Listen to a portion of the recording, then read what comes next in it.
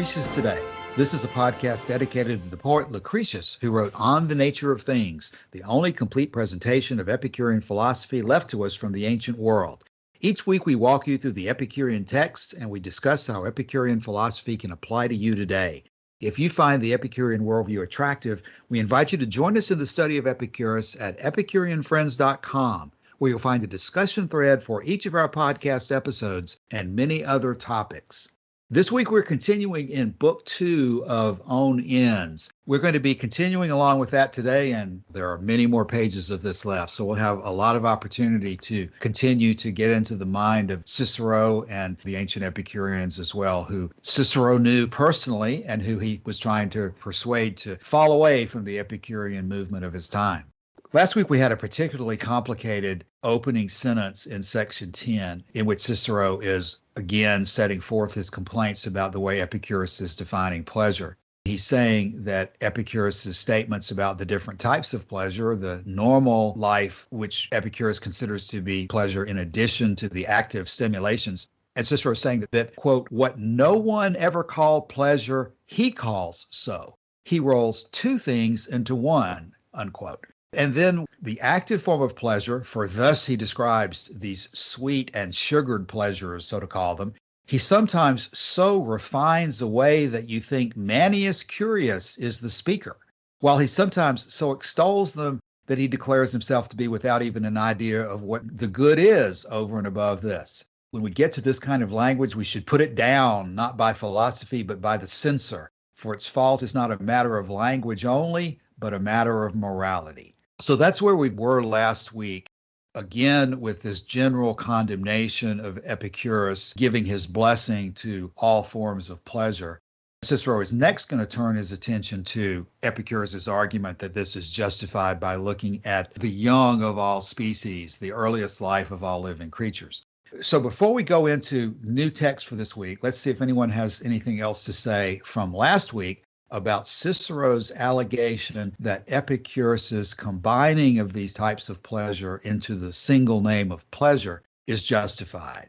Whether it is acceptable to talk about pleasure at one time in a way that makes you sound like a Stoic yourself, that's the reference to Manius Curius, a Stoic figure who's got virtue as his number one goal, while at other times in a way that makes you sound like talking about what is the equivalent to us of sex, drugs, and rock and roll. Can you combine both perspectives under the single name of pleasure?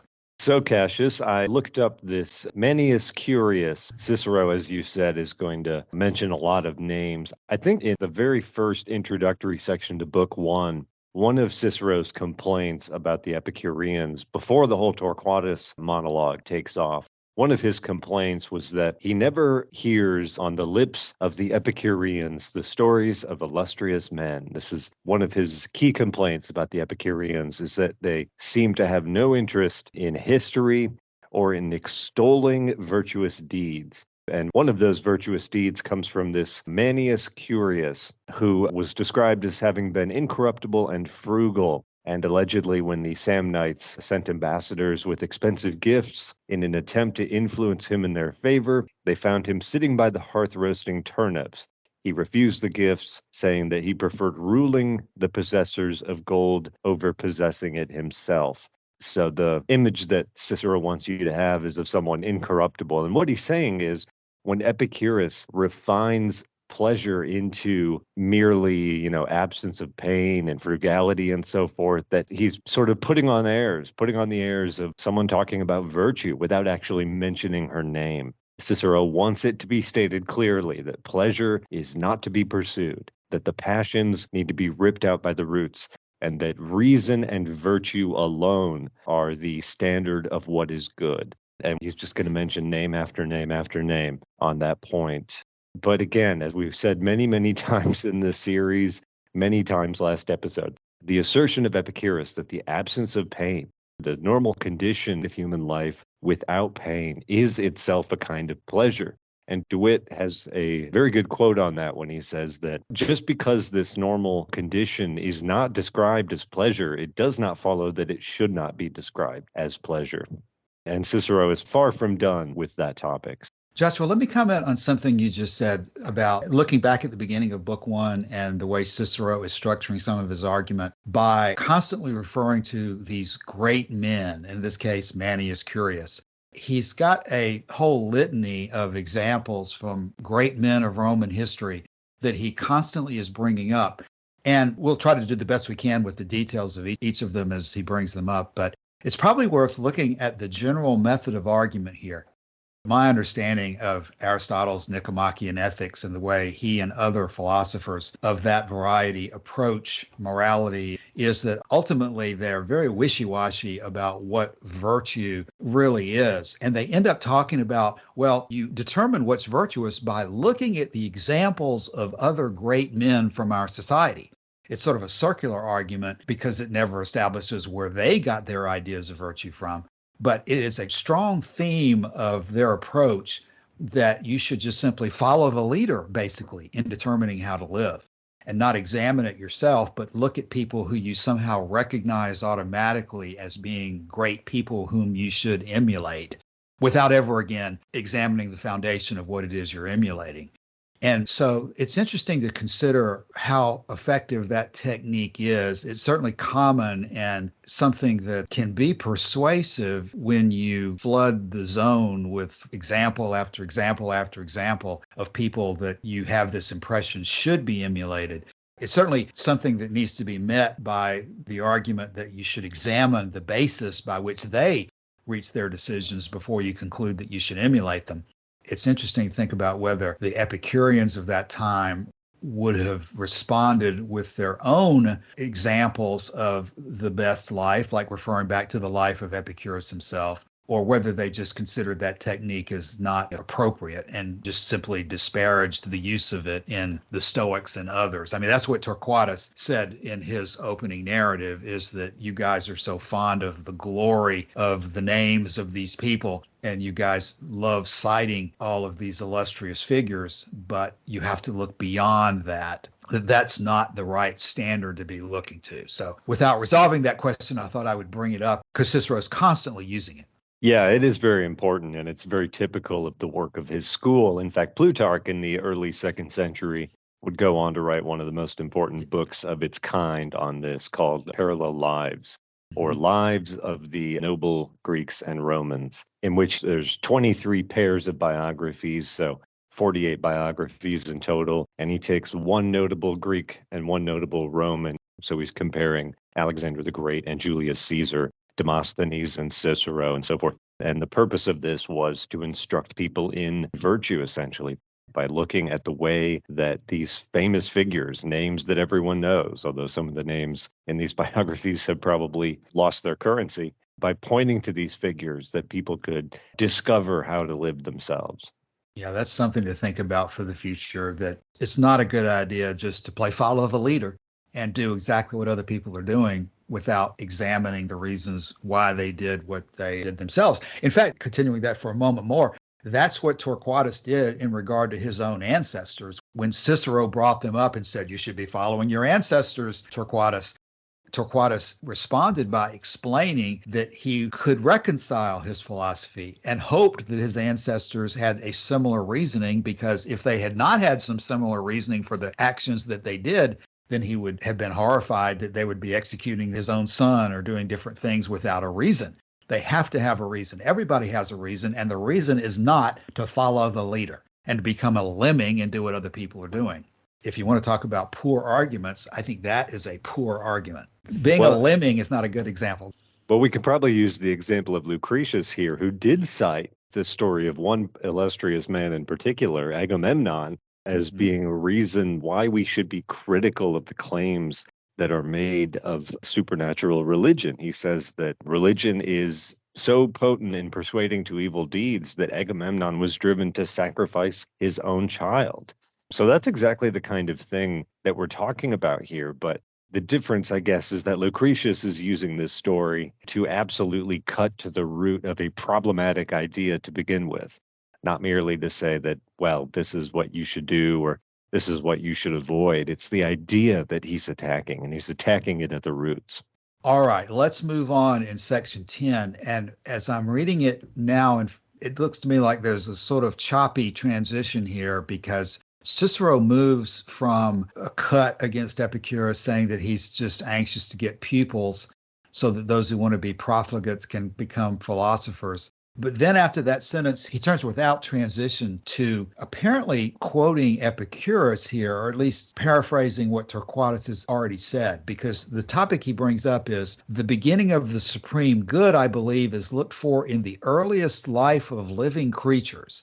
And when he says, I believe, I have to think that's a reference to Torquatus and Epicurus, because Cicero, I don't believe, takes that position. He continues on, as soon as the creature is born, it rejoices in pleasure and yearns for it as being good and rejects pain as evil. He says, however, that creatures which are as yet uncorrupted give the best judgment about things evil and things good. You yourself have placed the matter in this light, and the phrase belongs to your school. How many faults there are here! By what kind of pleasure shall a puling babe, which apparently means whining, by what kind of pleasure shall a whining babe determine the supreme good and evil? By the steady pleasure or the active, since it pleases heaven that we should learn from Epicurus how to talk? If by the steady kind, of course, the aim of nature is that her safety should be secured. And this we grant, we meaning presumably Cicero, the Stoics, the academics. If by the active, which after all is what you say, then no form of pleasure will be disreputable, so that it should be neglected. While at the same time, the creature you imagine as newly born does not start from the supreme form of pleasure, which has been defined by you as consisting in absence of pain. Yet Epicurus did not look to babes or even to animals, though he thinks them the mirrors of nature, for any proof to show that they, under the guidance of nature, do desire this kind of pleasure, which consists in absence of pain. So Cicero has turned to criticizing Epicurus's primary proof that pleasure is desirable and pleasure is the goal, in which Torquatus has told us Epicurus looks to the young of all beings before they are corrupted as the example. And Cicero is arguing that that's not true. We, the academics and Platonists, believe that, yes, the aim of nature is to preserve herself, and we agree with you on that. But nature doesn't tell the young of all beings to go running around chasing sex, drugs, and rock and roll. I was very confused when I read this because I think Cicero is fundamentally confused about something. He's going to go on here in a little bit to say that, no, what newborn babes and what animals actually pursue is their own security. They don't pursue pleasure, and they certainly don't pursue absence of pain.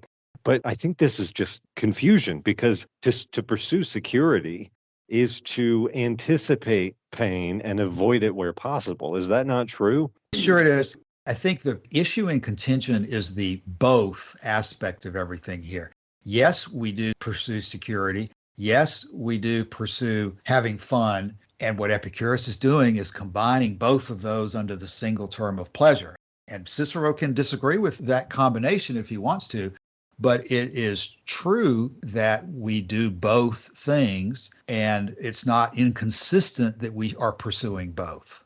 Boy, that may take us back into that continuing question about whether somehow security in itself, stability in itself is the ultimate goal, and we do all these other things just to pursue security, or whether we include every activity of life, not only the stimulations, but also the normal condition, both under the umbrella term of pleasure. Probably that's still what we're arguing about here.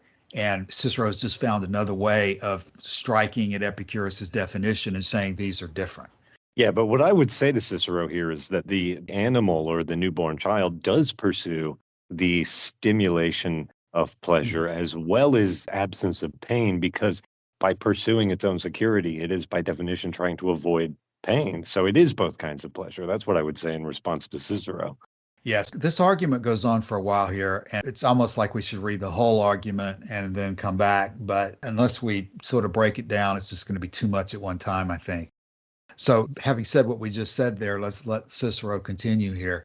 He says, yet Epicurus did not look to babes or even to animals, though he thinks them the mirrors of nature, for any proof to show that they, under the guidance of nature, desire this kind of pleasure which consists in absence of pain. Indeed, this pleasure, absence of pain, cannot stimulate our impulses, nor has this condition of freedom from pain any force whereby it may strike upon the mind. So Hieronymus sins in the same manner. But that condition which charms the sense by the presence of pleasure does strike upon the mind. So it is this condition which Epicurus always employs to prove that pleasure is naturally an object of desire, because it is the pleasure which consists in the activity that attracts to itself babes and animals alike, and not the other pleasure of the steady kind, which comprises only the absence of pain. How then is it consistent to say that nature starts from one kind of pleasure and then to lay down another kind as constituting the supreme good? Okay, we're still in the heart of this argument. Well, the first thing to say is that both kinds of pleasure are pleasure and are the supreme good, right? The absence of pain, as Epicurus says in the third principle doctrine, is the limit of the quantity of pleasure, but pleasure, full stop, is the supreme good. If you want a full description of the life of pleasure, you have to go back to what Torquatus says in Book 1, where he says, imagine a person living in the numerous and constant enjoyment of pleasures of both body and of mind, the anticipation of future pleasures, the remembrance of past pleasures, no fear of death, no fear of the gods. That would be a much more complete understanding of the word pleasure. But of course, animals don't approach it that way. What they are endowed with by nature and by their evolutionary heritage is instinct and also various biological processes that I'm not sure Cicero would have fully understood. And I don't think anyone at that time could have fully understood them.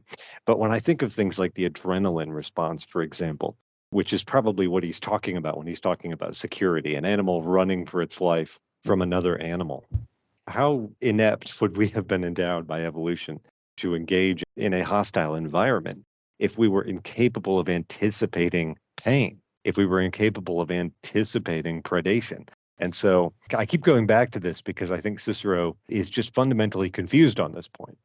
Yeah. That avoiding pain is very, very clear in animals. Yeah, animals do not spend their time obsessing about the definition of the word pleasure and whether it's right for them to both run from predators and sleep and have sex and do the different things that animals do. They don't obsess about trying to decide whether one of those activities is the justification for the other. They don't obsess about whether there's a word definition that they need to try to fit everything within. They just do what comes naturally to them through nature.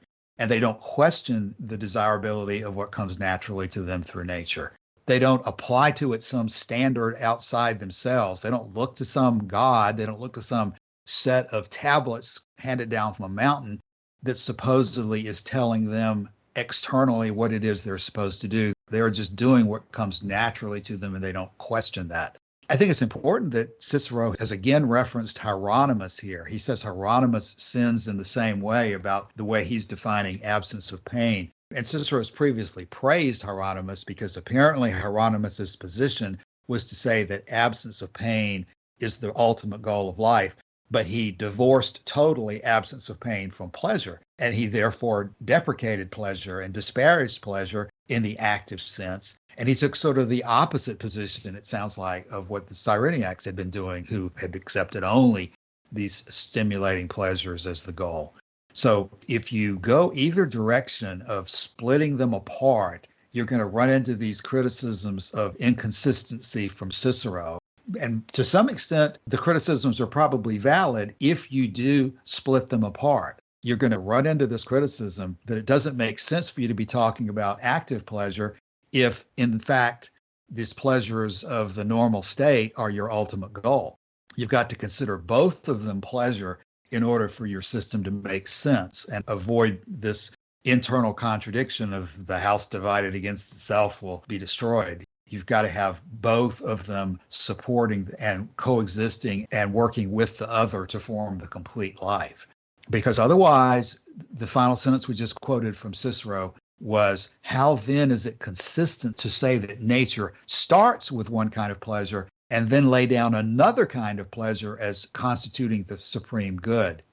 If you separate the two and say that one of them is not pleasure, then you're going to run into that problem. And that's why you can't do it. That's why you can't go that direction. If you start elevating rest and simple normal life as the ultimate goal to which everything else points, you're going to end up with this inconsistency. You're going to end up with the criticism of people who say that the goal of Epicurean philosophy is sleeping and sitting in a cave, which is not what any Epicurean ever did.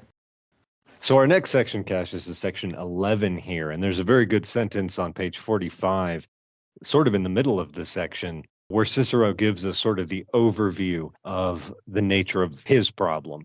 He says, there are thus three theories of ultimate good which have nothing to do with morality. One, that of Aristippus, who was interested in the stimulation kind of pleasure rather than the absence of pain kind of pleasure. The second, that of Hieronymus, who was interested in absence of pain, but not in the stimulation of pleasure.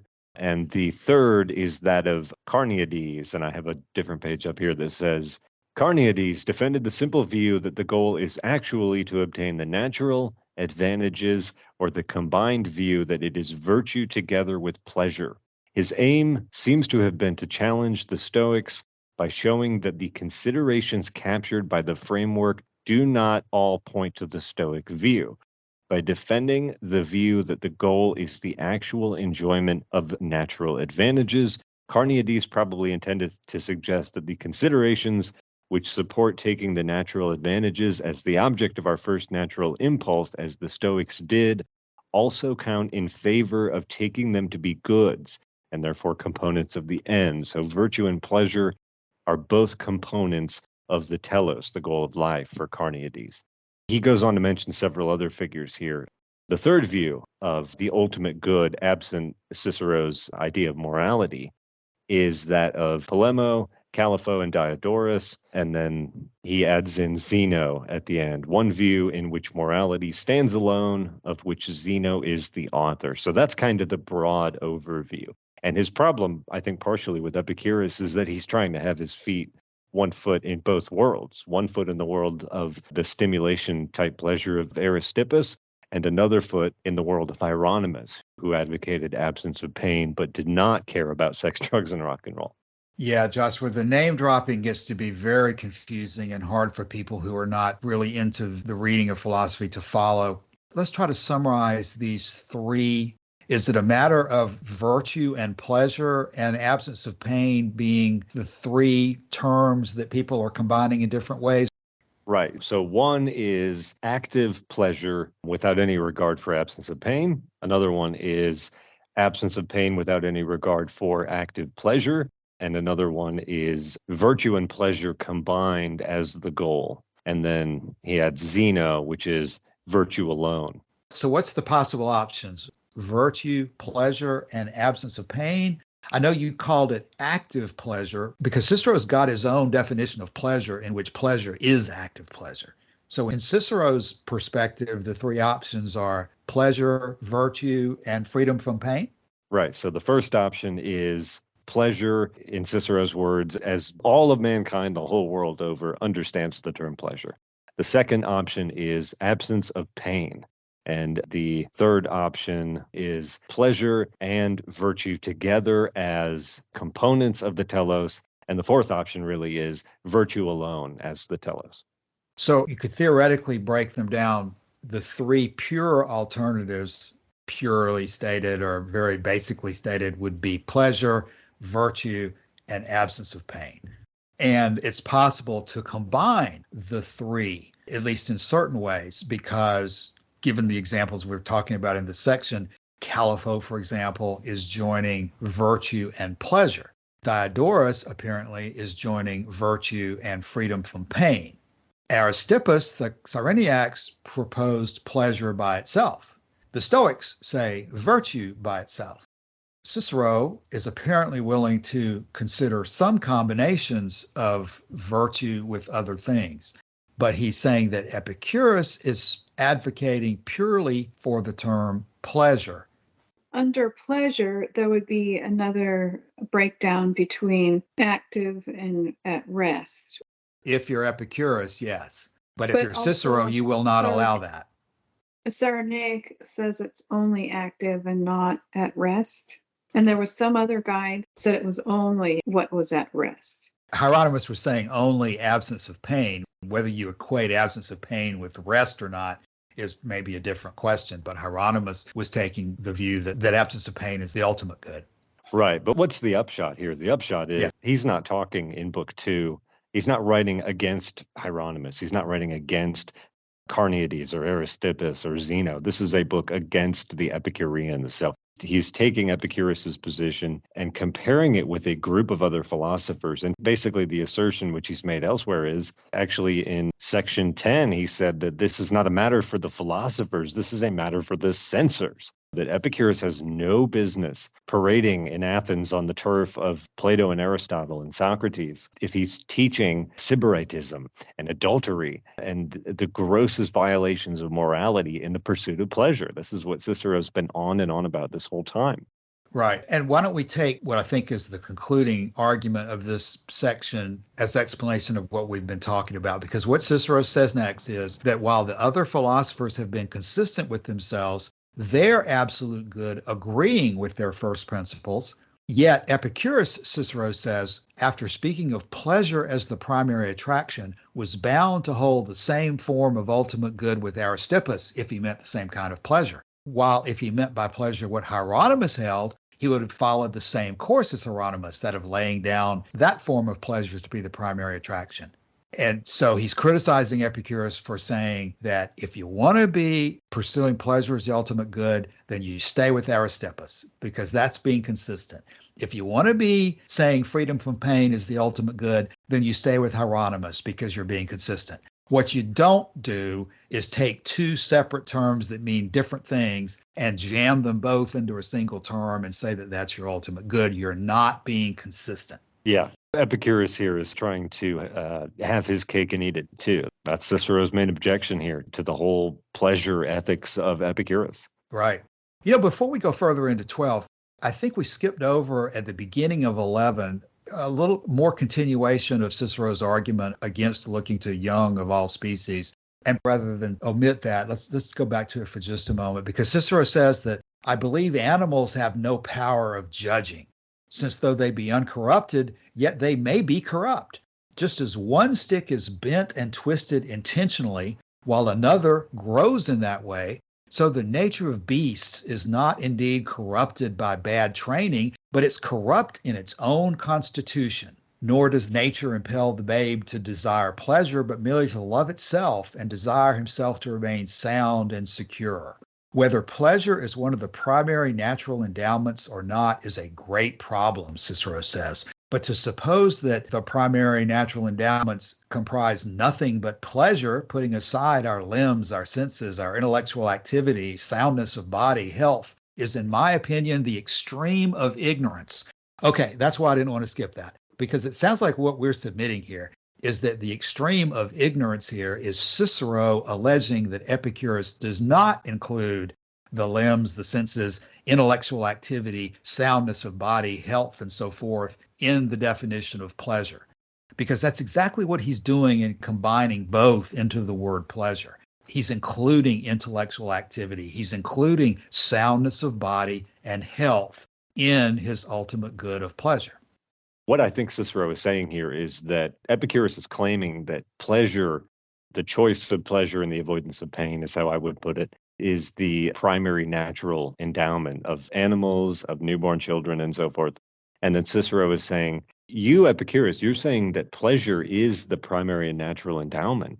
But what about everything else that goes into the makeup of a living thing? He mentions our limbs, our senses, our intellectual activity, soundness of body, health. Do these not factor at all into your consideration of the life of lower forms of animals or of newborn children? Yes, of course they factor into the life of animals as well. And that's why Epicurus incorporates them into his definition of pleasure. Intellectual activity, soundness of body, and health are things that we observe that the young of all creatures are, in fact, interested in as part of their natural endowments. And that's why Epicurus includes it within his definition of pleasure.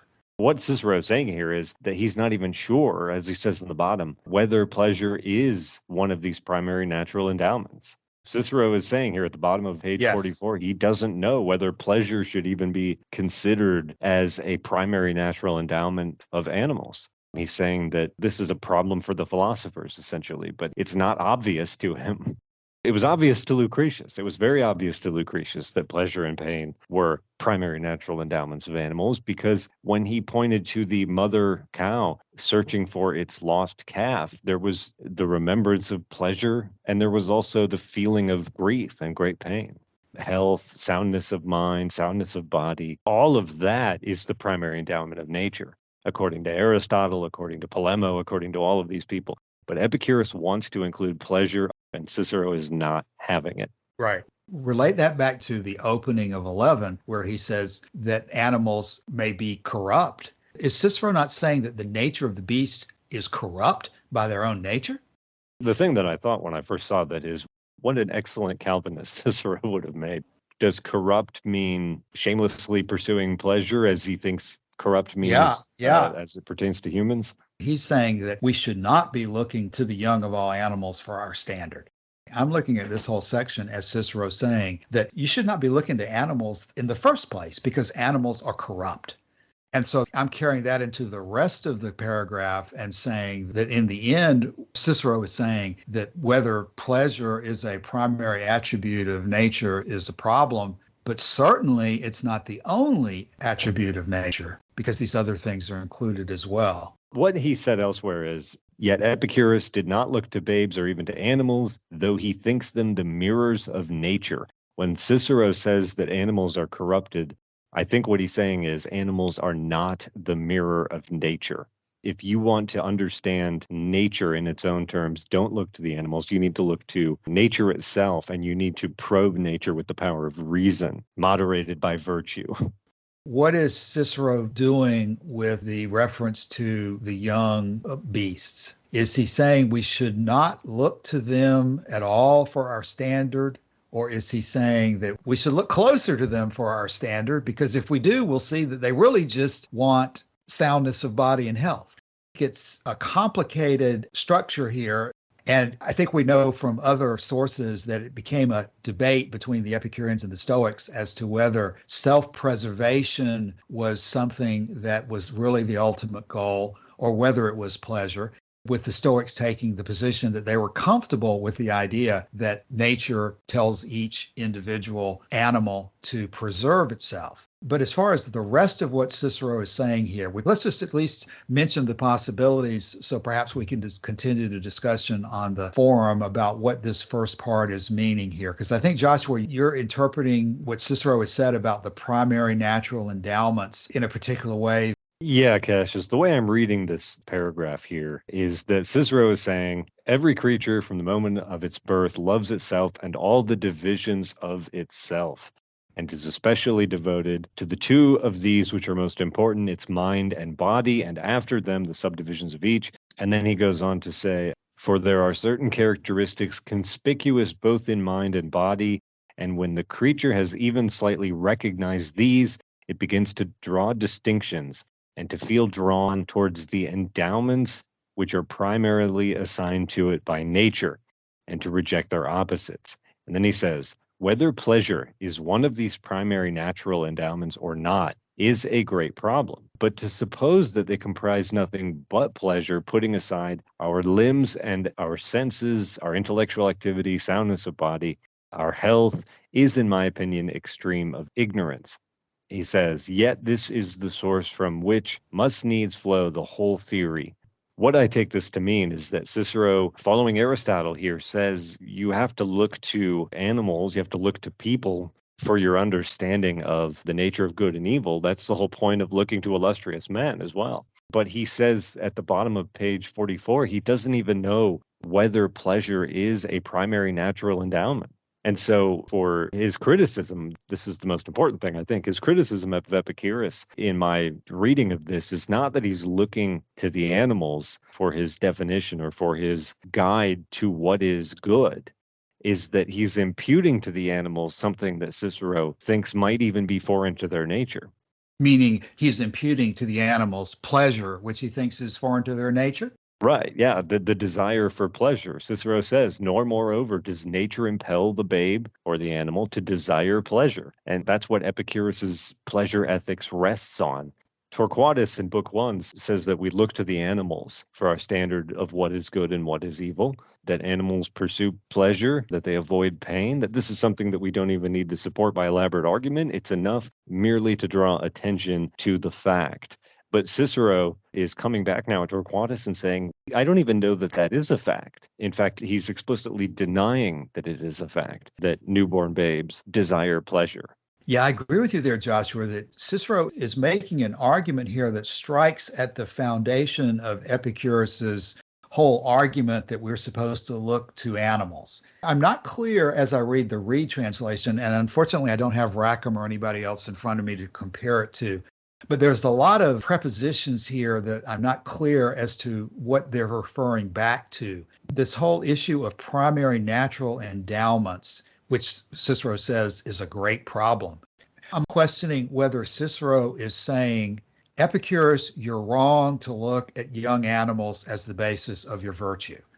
Or whether Cicero is saying, Epicurus, you're looking at the young of all animals wrong. I agree with you. We should look at the young of all animals. But when you look at them, you see them doing something other than pursuing pleasure. He could be saying, Epicurus, you're looking at young animals wrong, or he could be saying, Epicurus, you're wrong to be looking at young animals. I'm not entirely clear which of the two of those he's doing.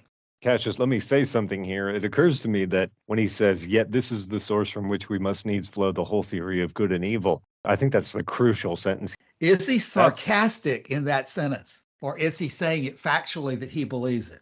That's a good point. That's a very good point. He might be saying that ironically.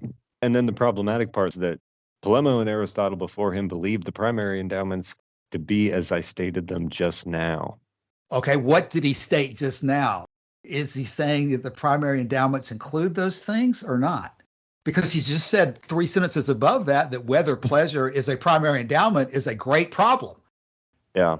Maybe his attack on Epicurus here is multi-layered. He's saying you shouldn't look to the animals for your understanding of good and evil. If we take that sentence that starts with yet to be said sarcastically, we shouldn't take them as the standard. But even if we did take those, the lives of animals and newborn children, as the standard, it wouldn't even say what you, Epicurus, are trying to make it say. Yeah, that's where I think we're together, because my understanding of the Stoics ends up that they tried to say that we are following nature. And so if the Stoics were arguing that we are following nature, then the Stoics are going to say, well, we're following the nature, including the young of all species. And what we're saying about the young of all species is right. And what you're saying about the young of all species, Epicurus, is wrong. So there's several things going on here, potentially anyway.